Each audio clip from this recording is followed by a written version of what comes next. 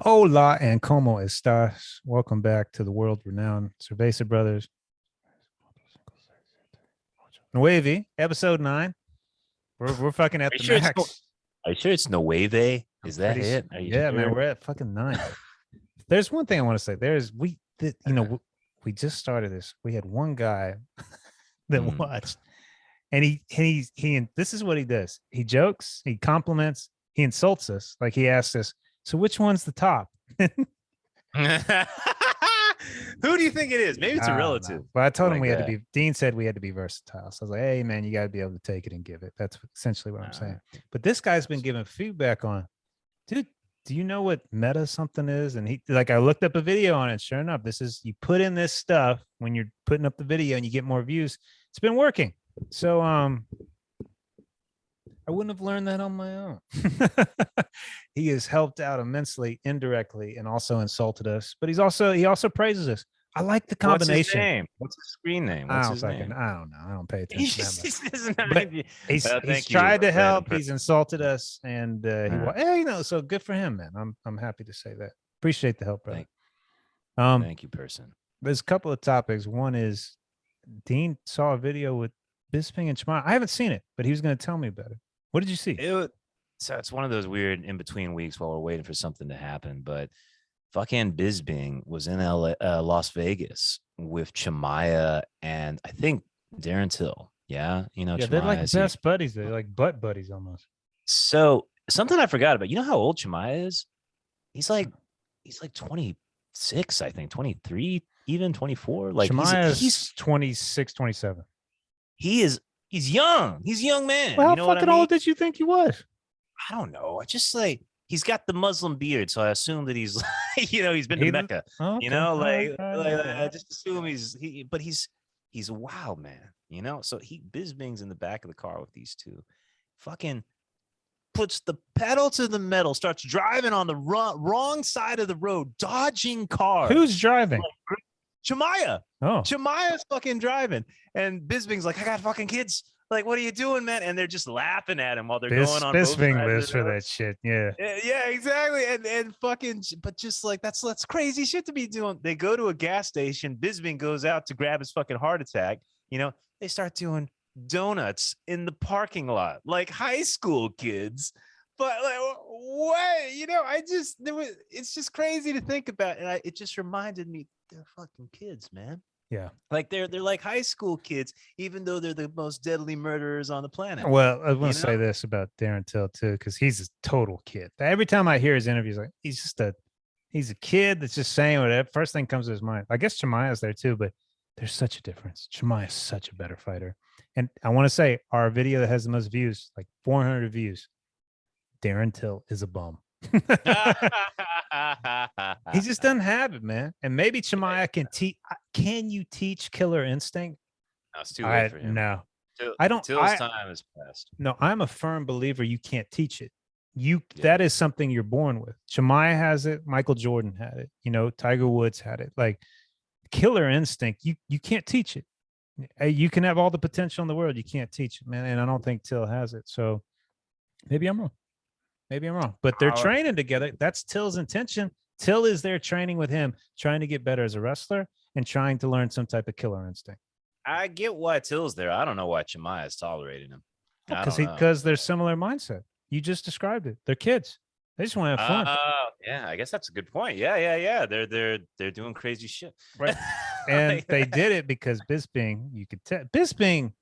Yeah, he was a very mediocre fighter that became champ, so props to him. But he's a cool cat. That's the kind of guy you want to hang out with. You're going to have a good night if you're hanging out with Bisping. Yeah. So that's why they had a great time that night. Yeah. Oh, that's good, man. It humanized them for me. It made me feel like, oh, my God, they're goofy. They're just being goofy, man. That's great. So did you watch the fights, man? You see Covington? Covington killed him. And No, it's exactly how it went. It just took him down and he dominated him. I watched the whole fight. Jorge landed one good shot and he hurt him and he was too tired to do anything about it. Covington had already worn him out. Covington was on him, putting him on the ground, trying to choke him out, and it exhausted him. Jorge did it, but Jorge, he's 37. Maybe this fight goes differently 3 years ago. It's just the end of his time. He had a good run. I like Jorge. Time to put him out to pasture. Yeah. Colby looked good. He did what he always does, man. He fucking pressures you to death. His fucking offense is a weapon. So it was cool. But let's be honest, Chase. Yeah, you're getting to it. What is the best part, Chase? Tell us. Tell us what the best part is. The fucking commentary afterwards, dude. To me, like, lawyers are fucking scum. But over the years, growing up, reporters are the fucking worst people in the world. They're fucking horrible human beings. They're allowed to write these opinion pieces that are garbage and put them on the front of fucking newspapers. And Colby Covington is calling them out. Hey, you flabby butt. You want an answer? 10 push-ups. 10 push-ups. And then the guy sits down. He got Kevin Iole, who is a fucking old geezer, liberal fucking idiot. He's like, you wrote that fucking stupid. You had that opinion piece on me. I got to answer your question. Sit down. Next. Next. I was like, that guy. Yeah. Why hasn't someone picked up to this quicker, man? That's brilliant. It's so brilliant. You don't have to answer their questions. Why wasn't someone in the NBA, NFL, and NBA? Somebody's going to mimic it. Somebody's going to mimic it. Somebody's got to mimic it. He's the only one. I've been reading your articles and they're garbage. I don't got to answer your fucking question. Shut the fuck up, bitch. Next question. That would be beautiful. It's somebody's going to follow it. Because why tolerate it? Why put up with that abuse? Let me clarify something. Why does that fat guy always go first? I don't know. Why? I think. I don't know either. Is it because he's fat and has one lung? He probably told everybody. Oh, I got Does one he have lung. one lung? Well, that was his excuse for not doing 10 push-ups is he said he had one lung. And you know what Colby said? Do you know what Colby said? What'd he say? It's not my fault. You ate your lung.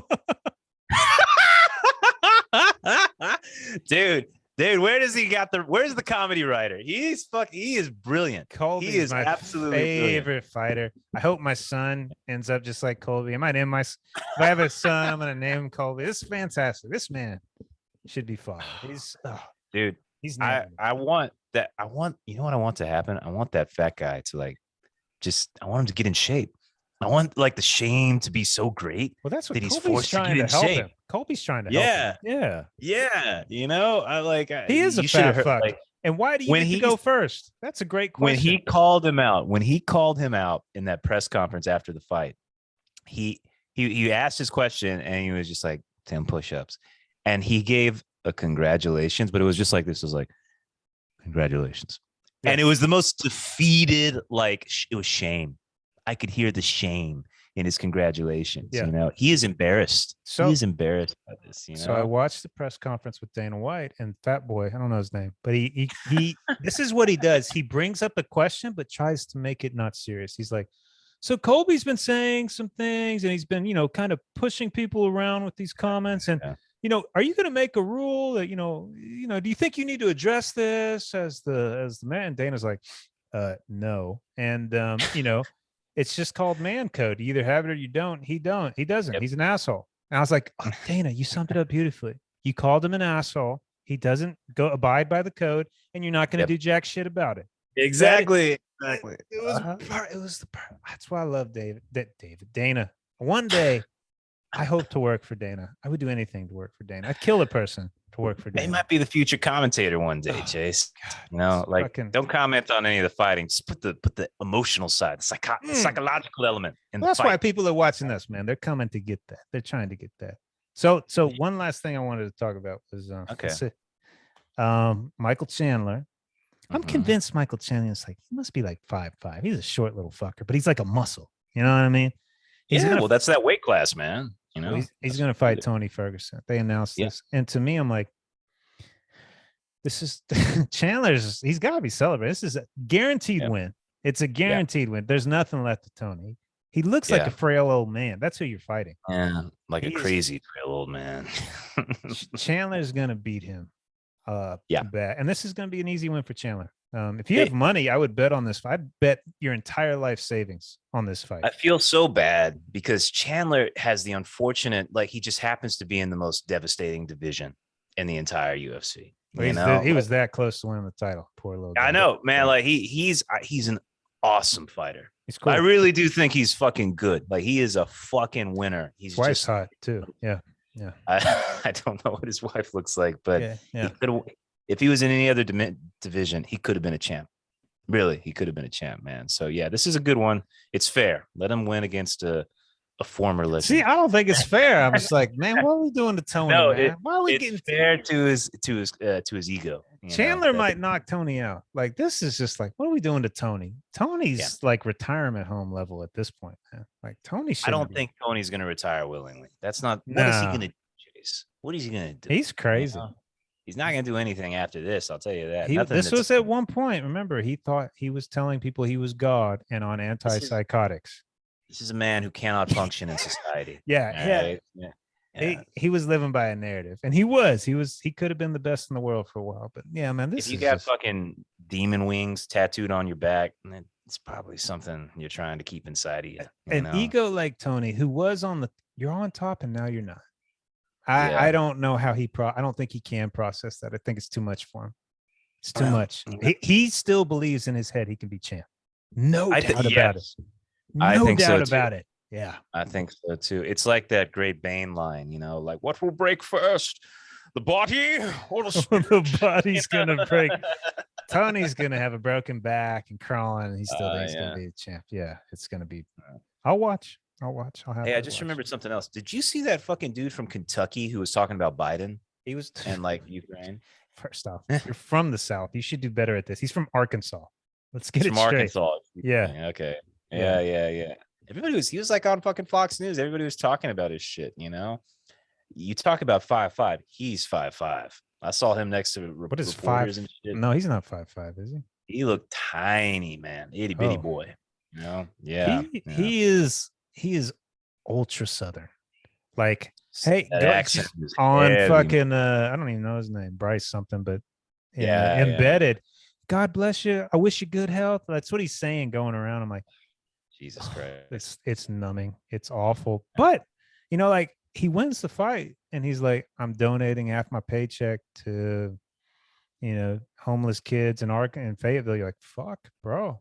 Yeah. Like you get sick of the cheesiness. You're like, you're trying to play this role. He's so dumb. He really believes it. You know what he is? He's what Dustin Poirier wants to be. He is. Oh my God, you summed it up, man. Yeah. Ignorance is, but he truly believes it. And brother, power to him. I like him. I hate Dustin Poirier. That's the difference. He believes it. That guy believes. Hey, I'm gonna give my paycheck. I'm gonna help people out. Brother, power to you. Dustin Poirier. If I'm a nice guy, people will like me. That's the difference. So this begs the question: what do you think's next for Covington? What's the next fight? I think it's Bethal. There's another fight, not besides Chimaev, and he wants Poirier. He called him a cuck. He said that he's got, tell him. Hey, this is what's going to happen. Covington will be talked since. No, look, Chimaev is going to beat Burns, right?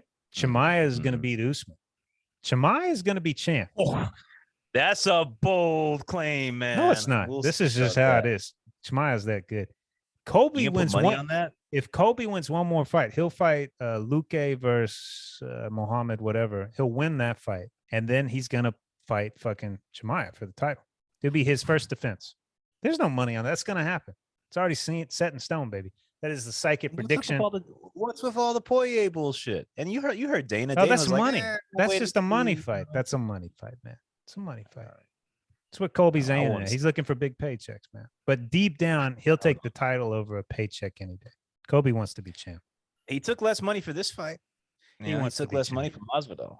Would you want a big paycheck, or would you want to be known as a champ? Dude, to be in the position of the villain champ, like to be in the position of a fucking Clubber Lang or an Apollo Creed, that's a great fucking position. You would make so much money. Oh my God. Oh my God. Who would his sponsor be? Who would you like? That is a great question. Something dark and evil. I don't know. I know. We got to think about that one, man. Like it'd be something deep Trump. Whatever he sponsored, I would buy it. I would buy it immediately. It would just like Colby Covington on Infowars.com with Alex Jones. No, it would be a product. It'd be a product of some sort. I don't know what it would be. Something dark and evil. Kind of like some gun company or something like that.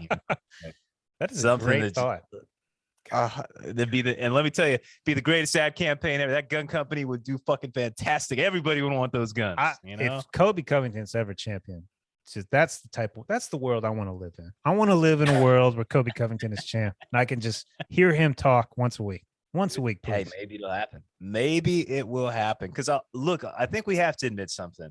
He's a little boring to watch. But it doesn't matter as long as he wins. Because the speech is so good. The shit talking is just brewed to perfection. Brewed to perfection, man. So much. I wish that was my brother or my son or something like that. Yeah, fantastic.